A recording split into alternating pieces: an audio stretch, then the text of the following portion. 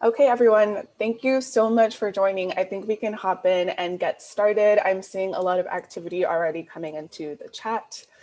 So welcome and good morning or good afternoon or good evening, depending on where you're joining us from.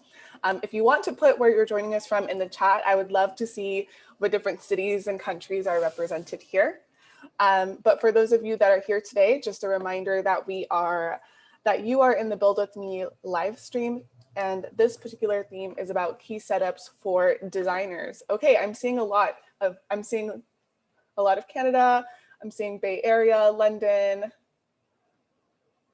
India, Berlin, Atlanta, Austin, Alabama. Okay, looks like we have all different regions represented. I love to see this. Kind of all joined by the common denominator of being in design or being a designer or maybe a product manager, or maybe you have a design agency and you work with clients. And so this Build With Me is going to focus on Notion flows specifically for designers. We are going to walk through how to build a full out system for designers that goes through the entire kind of design, conception to release lifecycle. For those of you that are joining us today, my name is Monica and I am a customer success manager here at Notion. I'm joined by my colleague Andrea, who's also in the chat, and she will be answering questions. You can wave. Awesome. Thanks, Andrea. And so anything that you want to ask either throughout the presentation or at the end, you can drop it into the chat or the Q&A and we'll take care of those live. As I mentioned, I'm a customer success manager here at Notion. I work specifically with enterprises, getting Notion set up across the organization. And so as one of the first kind of customer success managers at Notion, I've been on dozens of calls and kind of consulting to see the various systems that have been set up. Noticed a lot of commonalities with systems that work really well for people in product and design. And so I kind of want to share those best practices with you here today, live on this call. As we know, some of the pain points in design work, there's a lot of things to juggle. There's so many moving parts to juggle. There's so much cross collaboration happening either with your designers themselves, if you're working with contractors, and then how the design goes through the process of moving on to engineering, moving on to dev work, and eventually launching. And between all of that, there's versioning going on. There's lots of commenting.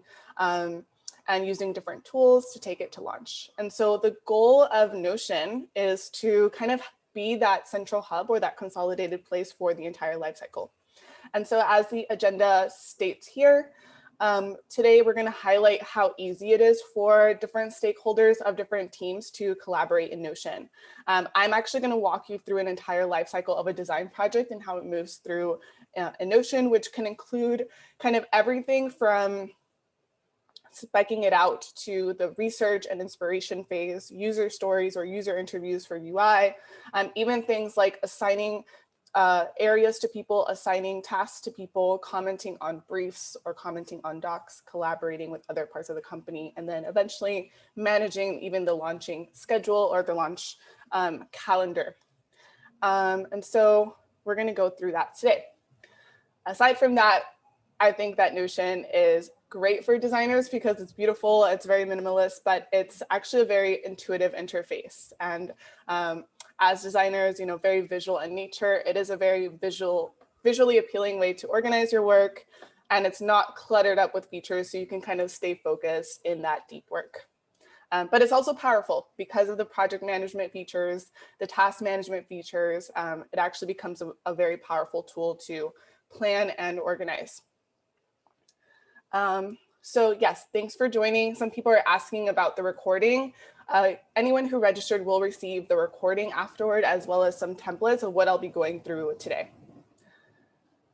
Zooming out a bit, for those of you that don't know what Notion is, welcome, and you're here for the first time. If you don't know too much about Notion, we like to define ourselves as an all-in-one workspace for your docs, documentation, wiki, task, and project management, and kind of team collaboration. So we hope to bring everything together in one single place and really consolidate your tools. On top of that, the workflows in Notion are highly customizable. We work off of a kind of very simplistic block functionality to connect workflows. And so you can kind of make it, they're very flexible and you can make it what you need it to be. And I'm very excited to kind of show you those examples today. So we're going to dive right into it. I've switched sharing my screen to a different tab, and what you're looking at right now is a workspace in Notion. We refer to this entire instance as a workspace in Notion, and this example workspace is from a sample company called Acme Inc. And so Acme Inc. has set up their Notion workspace really nicely. They have set up the left-hand navigation really well with these various top-level pages for their various teams like engineering, product, HR, marketing, design, and then all of the relevant documentation, wiki, or knowledge-based information exists on those various homepages. And so I can walk you through a few of these. You know, the engineering team has their homepage with all of the information that's relevant to an engineering team. But for the sake of today's presentation, we're going to focus on the design team's homepage. So the design team's homepage in Notion looks something like this. If I'm a brand new designer, I was just hired yesterday, I can land on this page and I can kind of find all of the information that I would need to get started. And so this is what I mean by Notion is kind of like that wiki or navigable internet. It's not like a series of random documents in random folders that I can't find or can't remember the name to. It's more of a navigable place where I can click through and find the information because it's so easily surfaced. So we're going through the design page today. If I were a designer, I can click through this and kind of find the information that I need. David is saying that he's interested in design systems, so we can click into that. I can click into here and see the design system that's laid out at this company. This particular page is using a type of board that we support called a gallery view, which is kind of like this grid or like this Pinterest style board. And they're using this gallery view option in Notion to showcase their design system, which includes like, their logos, their fonts, their color palettes. I'm going to dive into this later, but you can kind of have a library of your design system, and they have the relevant tags to show if something is current or who's the owner of this asset. Moving on to, let's say I wanted to check out a different page here, like design principles. Design principles lays out the actual principles of design at this company. This is more of a regular documentation style page that walks me through the core information that I need about this design philosophy. The design page also has a couple of other important items on this homepage. Something like a user research database. So this is a database where they're keeping track of their various user interviews, where they're doing some research for some of these UI or UX experiments that they might be running or designs that they might be improving. So I can look at this database. We're going to cover databases in a second. And I can see that there was a name with a user called Chelsea. It was about the onboarding flow. I can see the date when it took place, the status, and the person who was the interviewer. And you can kind of look at the breadcrumb at the top, and you can see that user research is a subpage of the design page. So all of this lives within the design page through this navigation. Another one that I can briefly show before diving in is maybe a repository of your design briefs or RFCs or specs, depending on what your design team uses. This is a database of all of the various design briefs. So we have the name of the brief, we have the status, and we go through who's working on it. And of course, each item in this database is something that we can open up to see the full page view. And we can read more about the design brief in the body of the page. I'm going to touch on that in a second. What else can we show on here? Probably last one I'll show is the project release roadmap. This is, someone is asking what is RFC? I apologize for that. We do this at Notion. I know some other companies use the acronym RFC, request for comments. And so it's just a document or a brief or a spec that is open for comments. We do this at Notion. Sometimes I have an idea, I want to publish it to the team, and I'll put RFC on it to let them know it's open for comments. I'm requesting for comments. Last one I'll show is a release or a roadmap. This is a Kanban style board or like a Trello style board that we support in Notion.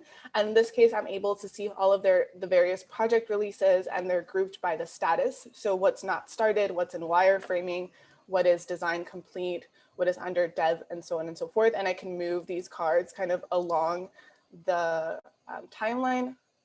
So we're going to hop into kind of road mapping and releases at the end. So yeah, so this is what the design homepage looks like. I want to imagine that we are working on a project and we're going to take this through the life cycle. And so the first thing that we might be doing is conducting user research because we have a problem statement that we want to investigate more into, or maybe we've been collecting user interviews this whole time just to tackle some usability issues or improvements in design. And so maybe we'll go and we'll conduct a user interview. So I'm going to head over to the user research database here. So as I mentioned previously, this is a database in Notion. We refer to this whole thing as a database, and that's because, sorry, give me 1 second. That's because it's kind of a way to capture information where each line item is a new entry into this database, and we can tag the information accordingly using these tags. And we can even tag individuals to set owners and capture any sort of other data points that we need. And so in this particular user research database, we have a column or a property. We refer to these column titles as properties. For the name of the person we interviewed, the task we interviewed them about, or what task we asked them to do, the date of the interview, the status, the interviewer, and the number of hours. I could even add a new property here if I wanted to, which is kind of, let's say I needed to capture another piece of information, like let's say platform. I can easily start a new property by clicking on the plus sign. I can name the property or the column here as platform, and then I need to select what type of property it's going to be. Thank you, Adrian, for the mic keyboard shortcut. Good to know. So I can define what property type this is going to be.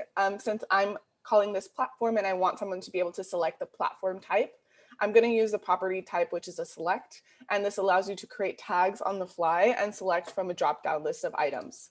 And so I created this one, and let's say I'm just going to create these tags on the fly. So I have something like iOS, web is another platform, and let's just say Android.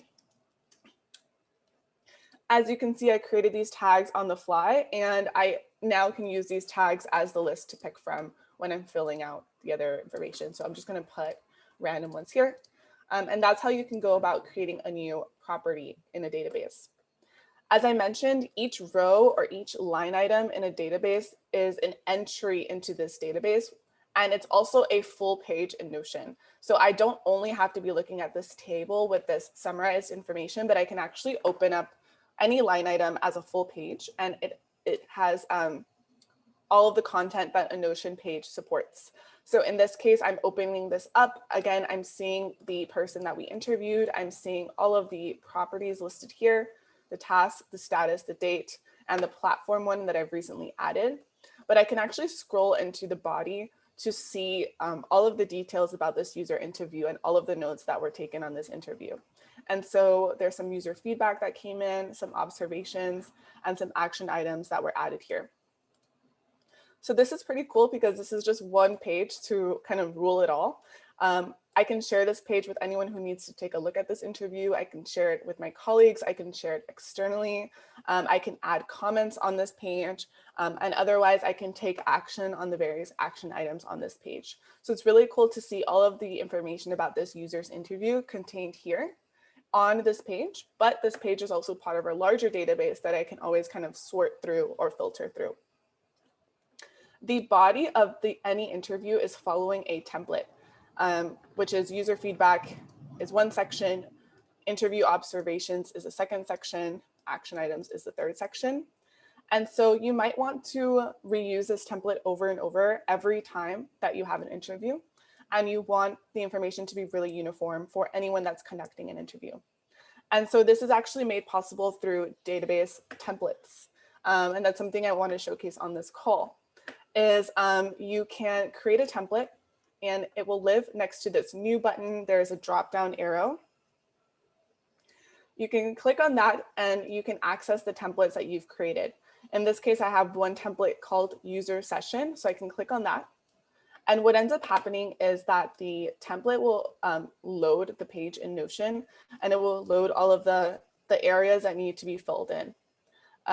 This one is taking a little bit long, but here it is. So it preloads all of this. And so every time I go to have the user interview, I can just use a template. This is preloaded, and it's just up to me to name the interview, fill out some of the properties, and go ahead and fill all of the sections. So this ensures that anyone who's conducting this is following the same template and the information is really uniform.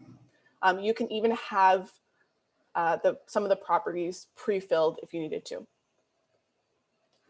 To create a template from scratch, you can, again, clicking on this arrow next to new, it's very simple, just click on new template. You just need to do this once and you can use the template always. And so you can start to name the template and you can start pre-filling anything else that needs to be pre-filled. So let's say that I have a separate template, which is called something like follow-up, I don't know, to interview. And for this particular template, the status by default is scheduled for some reason, and the nothing else is really pre-filled, and then the body itself requires some things.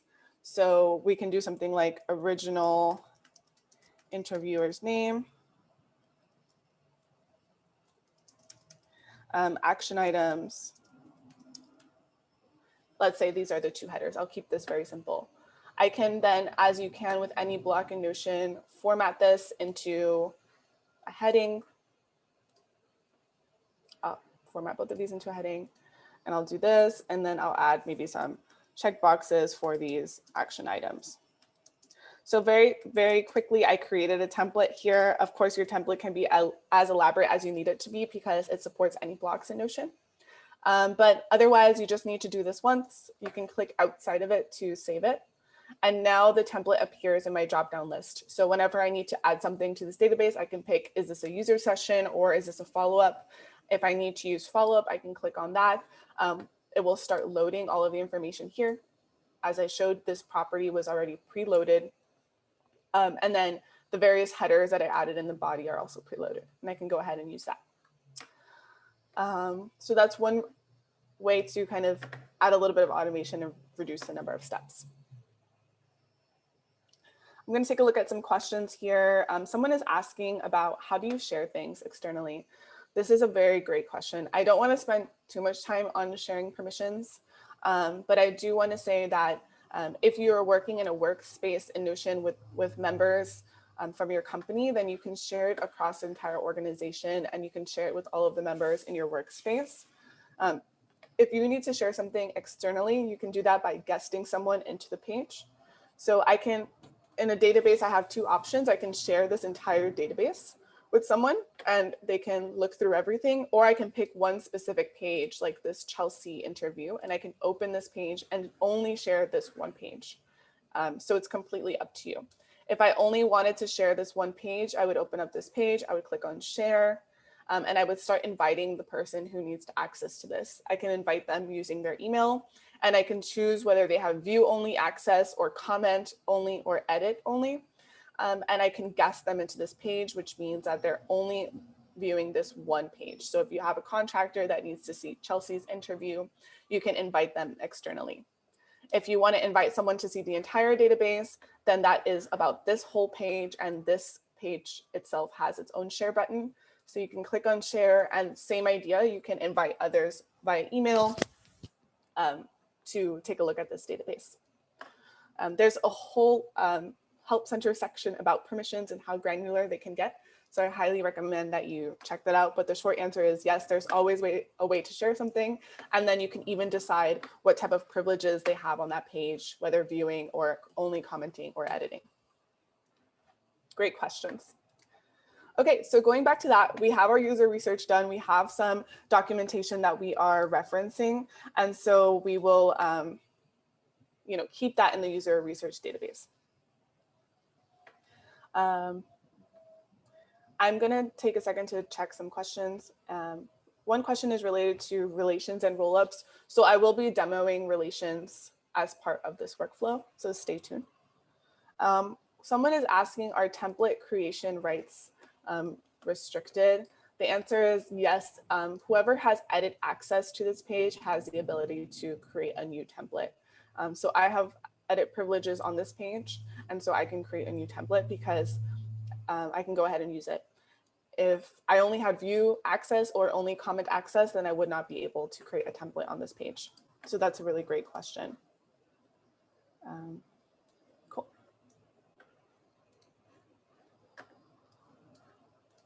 There are some other questions coming in about databases themselves. So I will be diving into the specifics of how a database works and the various ways that it can be visualized. So I want to kind of move on to that. This is one specific way to visualize a database, which is in the form of a table, but we do support other visualizations of a database, such as a Kanban board or a calendar. So why don't we hop into that? Okay. Next thing that I want to show is really quickly the design briefs and request for comments. This is another database in Notion, similar idea. This is a table, but in this particular table, we're housing all of our documentation for design briefs, specs, and requests for comments. And so I have each one here. I have the name of what the brief is. I have the status of the brief. I have the owner, and I have who they're working with on the brief. And so this can be housing everything as long as you need it to be. But of course, because these properties exist in Notion, we can actually filter or slice and dice this data however we want. And so I can say, hey, I only want to see briefs where the status is completed, or I only want to see briefs where the owner is Nate. And this can be accomplished by applying a filter using the filter option here in the top of the database. And I'll show you what that looks like. So very simple, I can add a filter which says, show me only items where the status is, let's say, completed. And now I'm looking at a much more filtered down view of only the completed design specs and RFCs. The cool thing about applying a filter is that you don't have to do this every time. You can actually save this view for future reference. And the way that you do that is just by naming this view. So right now the view is named as all projects. With this drop down, I can see the various views that have been created. So instead of all projects, I'm going to rename this as all completed projects because we're only looking at completed. And now it's saved forever. In this drop-down list, I can go to my various other views that I need to see, but all completed projects has been saved already. Similar idea, I can start a new view with this add a view option. For this demo, I'm going to stick with table before I move on to the other views. And again, we're going to create a table completely from scratch, which is the original master table with no kind of filters applied. And then we will apply a filter which says something like, only show me items where the owner is, let's just do Nate as that example. Only show me items where the owner contains Nate. And now we can see it's been filtered down to show only Nate's items. And again, I can rename this instead of table view, the one at the bottom, we're going to name this as Nate's items. And we're saving this view. So we can navigate to whichever view we need whenever we need it. I can go back to all completed projects, or I can go to Nate's items. And this is Nate's dashboard for him to look at all of his items. And so this is kind of helpful if you want to create dashboards for the various designers or the people on your team.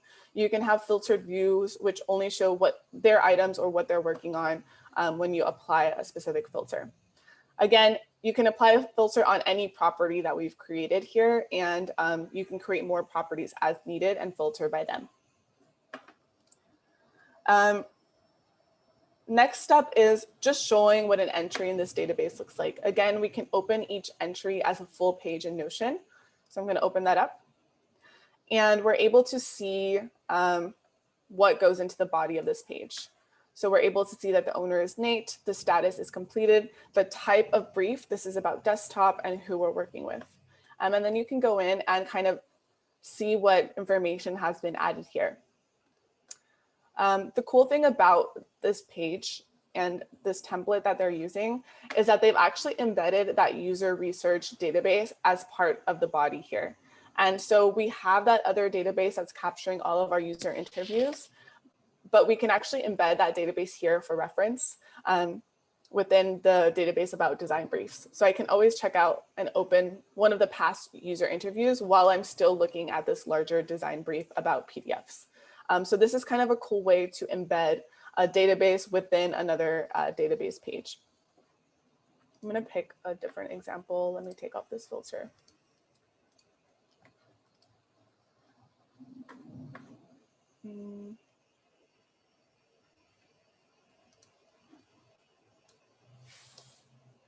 Okay.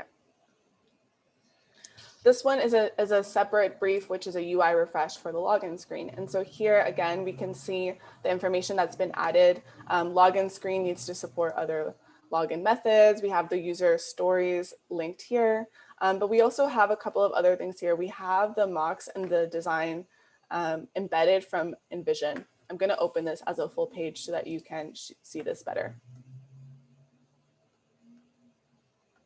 So we have the mocks and the design embedded from Envision, and you can kind of scroll through that here. And so one really cool thing that I want to highlight is that you can actually embed your designs from any of these third-party apps like Figma or like Envision.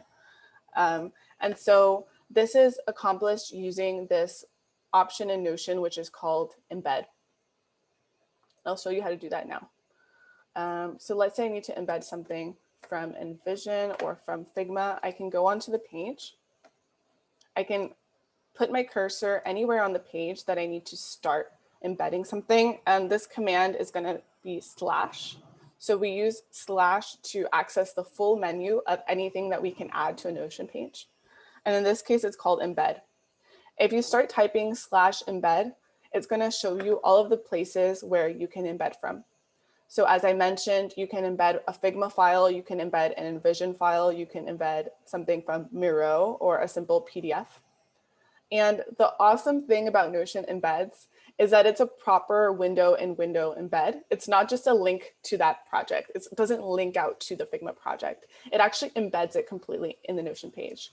As you can see with the Envision option, I'm looking at this design mock. I'm actually interacting with it directly in Envision on the Notion page. And if I have access to the Envision project, then I can easily collaborate on this. I can add my comments. I can even edit this mock while using Envision inside of Notion. I don't have to navigate away. And so an example of this, as I mentioned, let's do another embed. For Figma.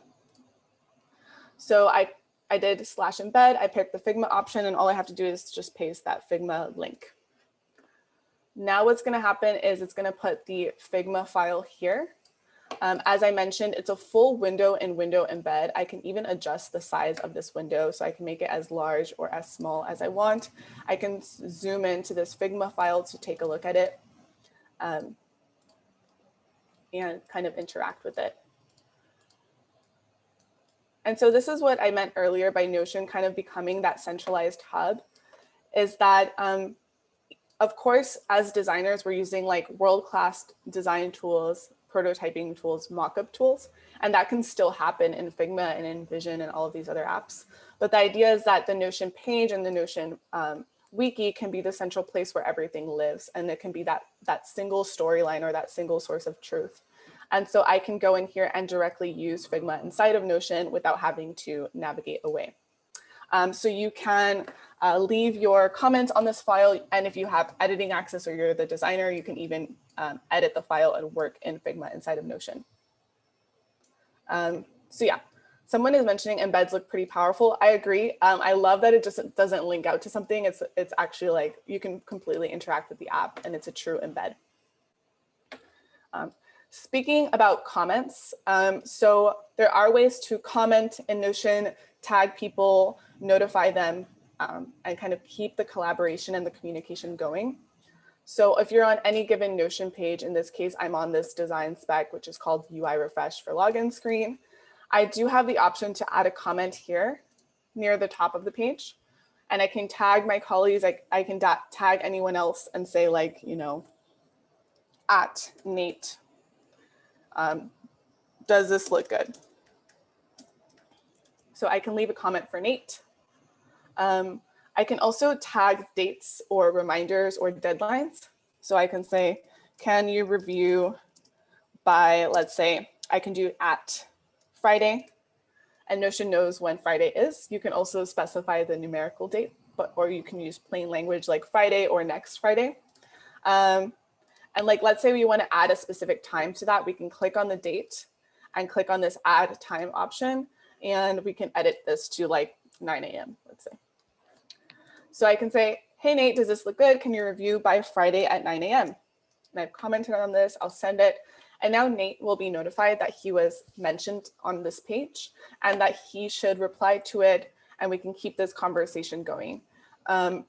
If we're done with this conversation, then we can easily just click on that resolve option and it goes away.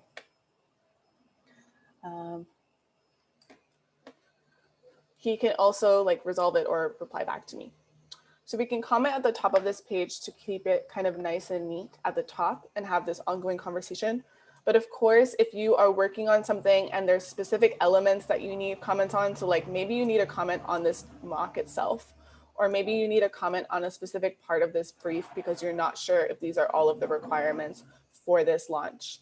You can comment on a specific part of a Notion page as well, simply by highlighting it if you need to, or clicking on the block next to the item. In this case, I want to comment specifically on the requirements section. I will click on the block, and then I'll go ahead and click where it says comment.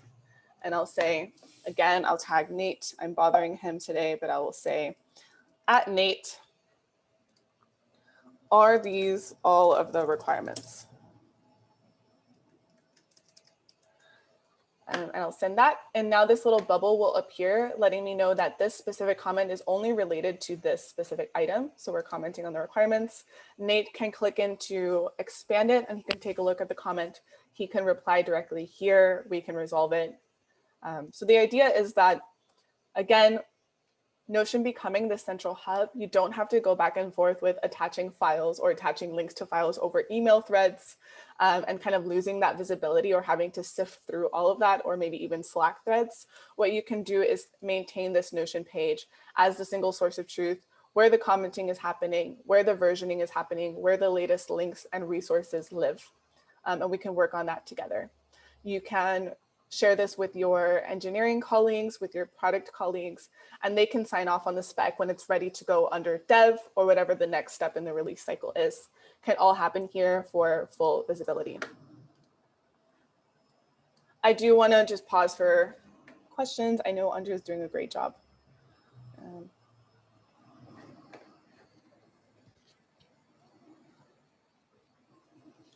So I am getting a lot of questions related to relations and rollups.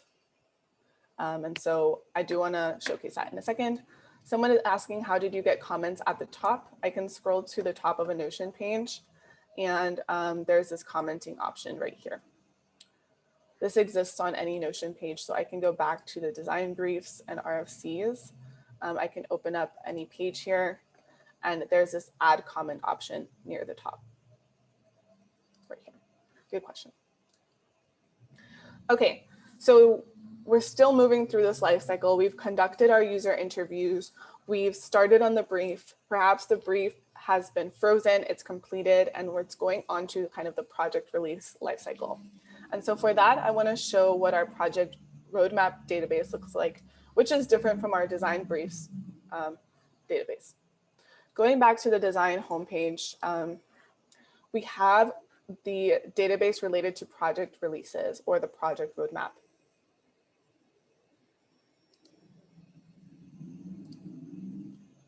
This is the project releases or the project roadmap. And in this specific visualization of the roadmap, it's showing me where everything is along the roadmap in terms of the status. And you can see that it's by status, as this view is saying. And even here, the filtering is grouped by status. And so I can see what's not started, what's in wireframing mode, what's design complete, what's under dev, what's complete. And I do want to emphasize that even though you're seeing this in the form of a Kanban board or like a Trello style board, this is still a database in Notion. It still operates exactly as a database. We're using the basic database structure. We're just visualizing it as a Kanban board. So I can actually go back to the master table where all of this information is based off of. And this is what the table looks like. And I can choose to visualize this as a table, as you see it here, or as a Kanban board. And so really quickly, just walking you through this specific database is the information that's being captured, which is important for a project release. So we need to know what the priority here is. We're looking at P1, P2, P3 as a system. They're relating each project to a larger company goal. So Acme has some company goals related to increasing users, increasing revenue, team building, et cetera. Then we have the project name here, project growth, project SSO, project navigation. We have the status of the actual project. So what's in wireframing mode, what's design complete, what's under dev, what's complete. We have the PM or the product manager that's working on this project. This company uses a sprint schedule, so it actually lets you know which sprint this project is going to be a part of. It lets you know the timeline of the sprint schedule and then the final ship date. It also lets you know who's the lead designer working on this and who's the lead engineer working on this. So this is pretty comprehensive as a project release / roadmap database. It has all the information visualized here really nicely. And as I showed before, I can always filter this. I can always say, hey, just show me the items that are under dev, or just show me the items that are part of this specific sprint. So filtering is always available to you. I can open up any of these line items to see the full page about this project. So again, project name, all of the properties here. And then in the body, you can see the description and all of the work that's going on with the project.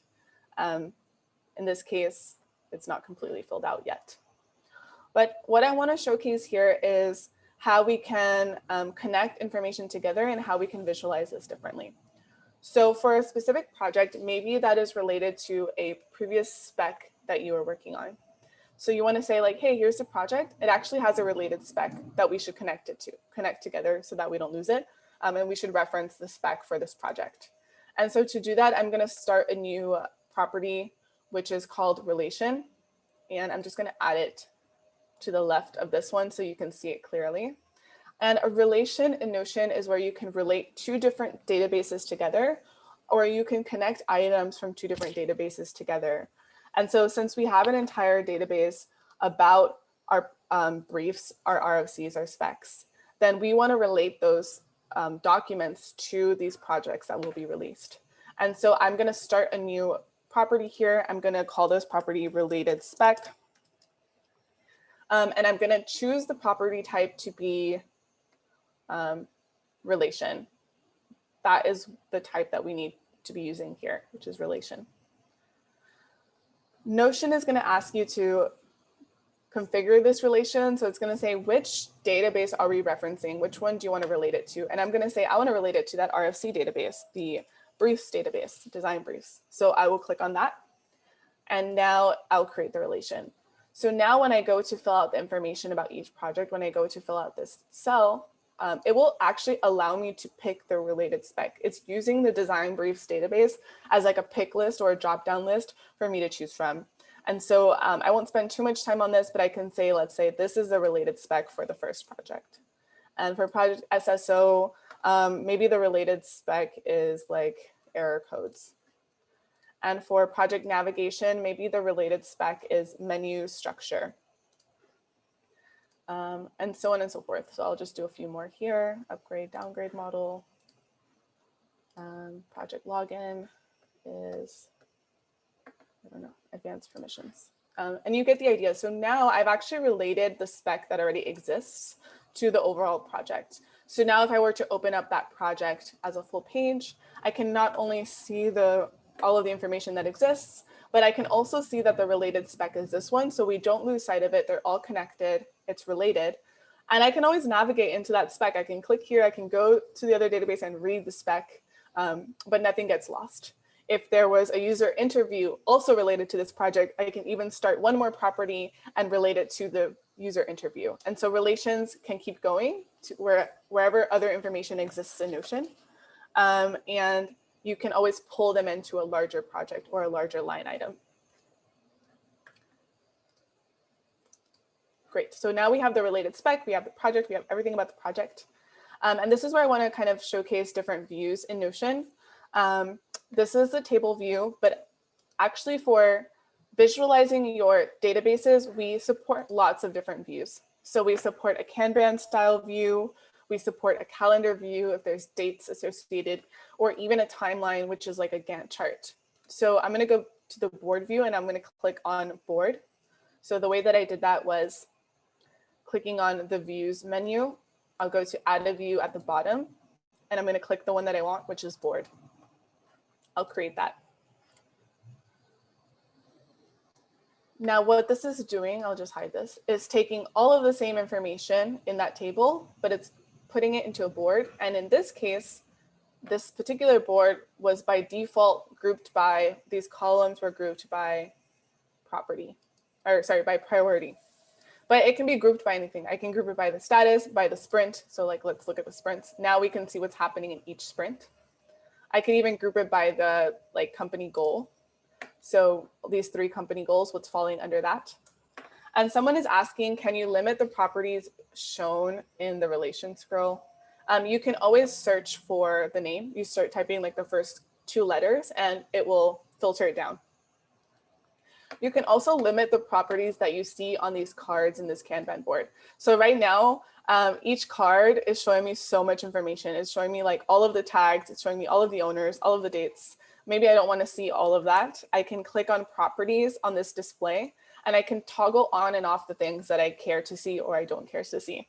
So maybe I don't care to see the company goal because it's already grouped by the company goal. I don't care to see the related spec. I don't care to see the PM or any of the schedules. I just want to see the people working on it, the product manager. So now I'm looking at a much more simplistic view of this roadmap.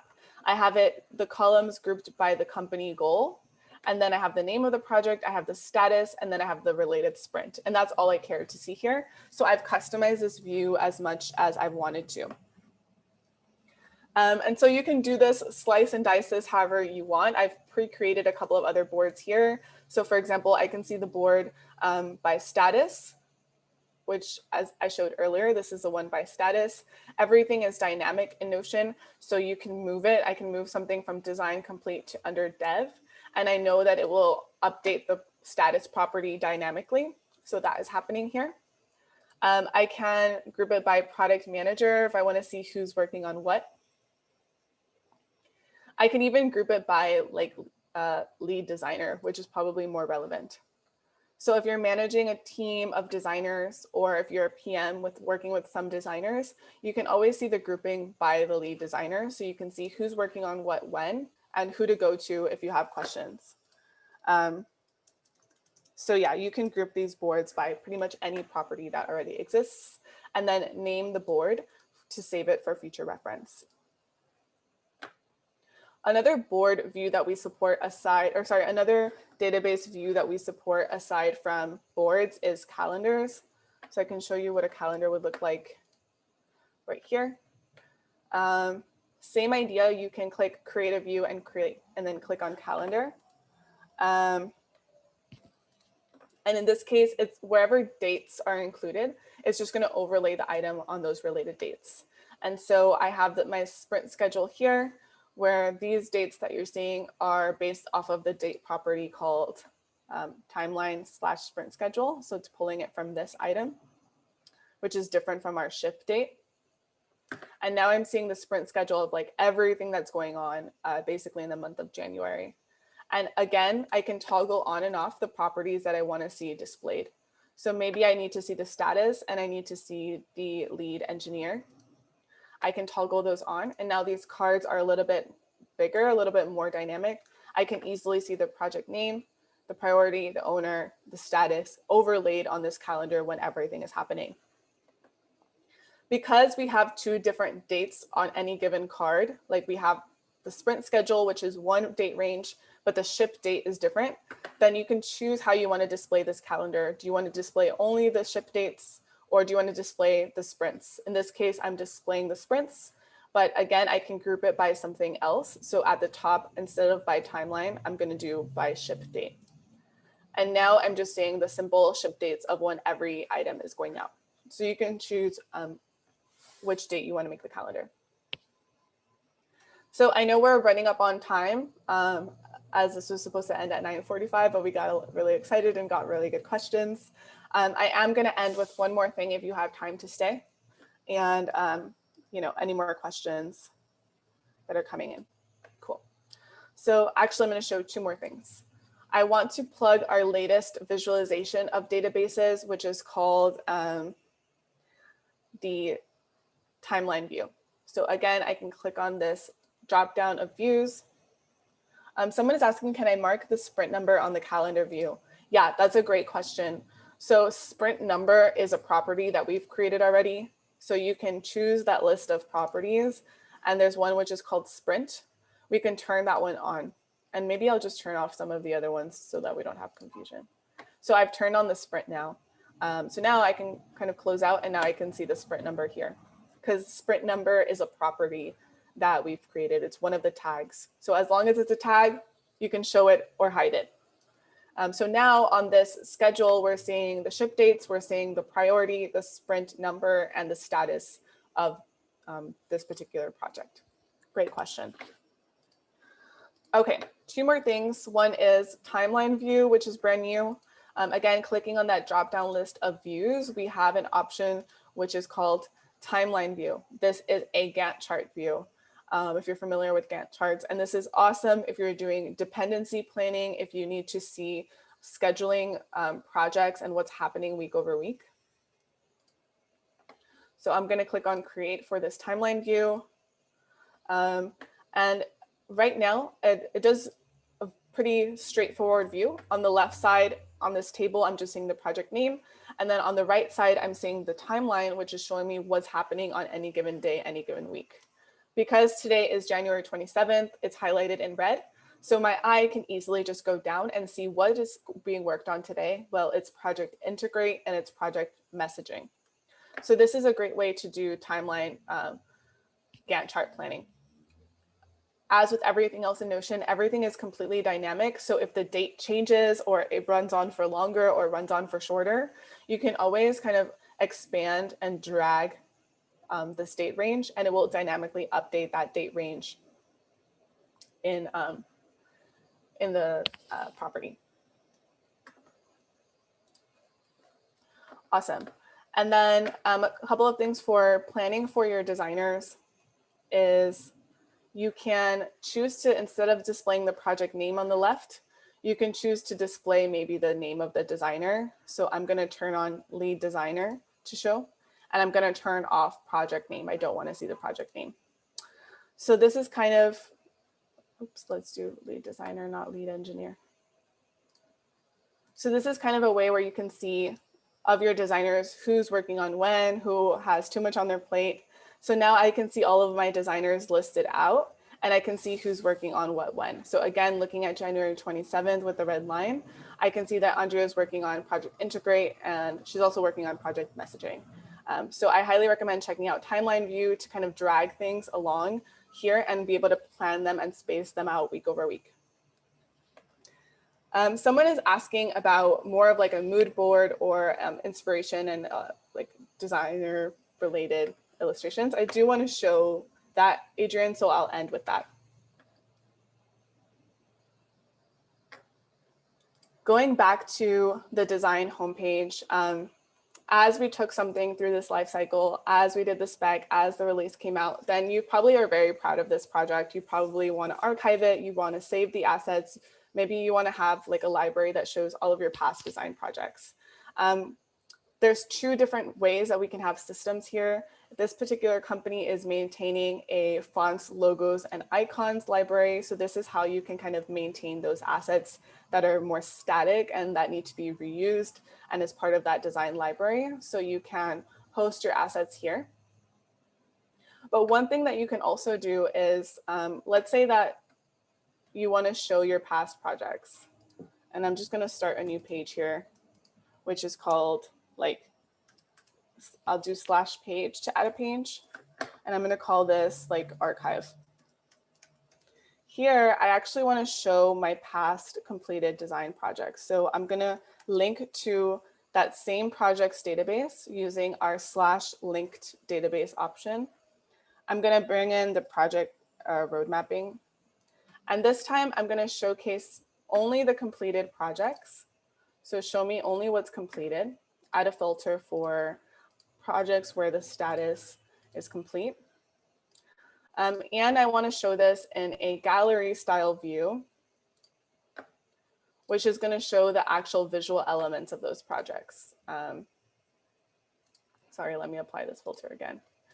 Once something is completed, we want to kind of have it ongoing in the archive.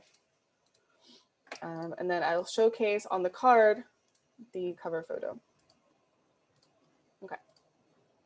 So this is kind of one way to do it. And this is something that's actually a best practice that we recommend, is showcase your what you're proud of, showcase your past design projects. And so this is just pulling from that project releases, but you can pull it from anywhere and you can showcase what that looked like. And then I can always click into the card for the context. I can click into the card for the Figma file, for the Envision file, but at least we're using like this grid to show the main assets that came out of this project. And this is being accomplished using that gallery view. But if I click into the card, I can see that the cover photo image is the completed asset. So as long as you change the cover photo image here, then when you look at the gallery view, it's going to showcase the cover images. There is an option here in the menu under properties, where you can choose whether the card preview is based off of the cover of the card or is based off of the content of the card. In this case, I want it to be based off of the cover. So Adrian, I hope that helps. I hope it helps with an idea for creating mood boards, for leveraging gallery view to like show things where the visual assets should be prioritized above all else. And then you can use filters, you can use saved views to kind of have those mood boards saved by theme or by color palette or by inspiration, something like that. So that's one way. Cool, everyone. I know that we went a bit over time. So I do want to thank you for sticking on a little bit longer. I will be around for 5 more minutes for any questions that I can help answer live. I know Andrea was doing them in the chat. But as I've mentioned, everybody will be receiving a recording of this, and you'll also be receiving some key templates that will help with some of the stuff that I showcased today. These build with me's happen every other month, and they're on all different topics. So I encourage you to look out for a future one. Is there a max file limit? No, for each individual file that you can upload, I think it's 40 MB, but there's no limit to the number of cards that you can have. I think at Notion, we have a database that has like 30,000 entries or something like that. So on the enterprise plan, there's like no limit to the space that you can have.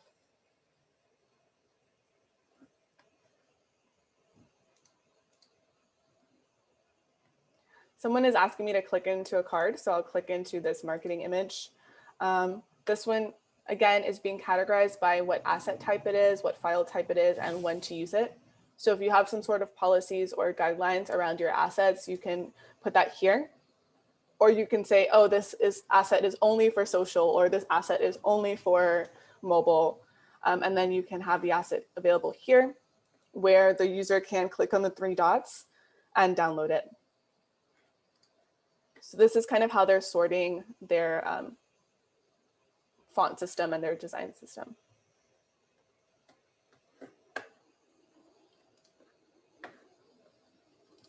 Design system is a little bit more elaborate version of that.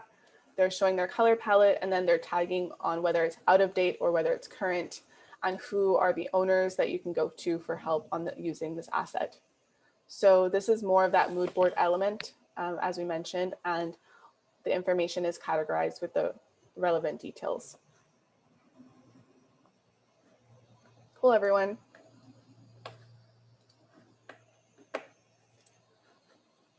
Let's see what else we got here. Yeah, we have our icon system here. and some guidelines about how to use these icons. Someone is plugging our subreddit, +1 to that. We have a very active subreddit that shares a lot of resources.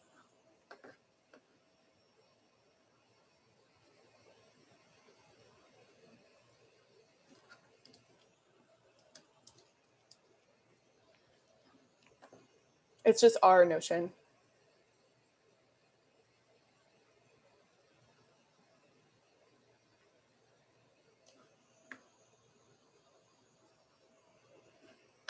Someone is asking, how do we feel about the TikTok trend of using Notion? I'll answer that.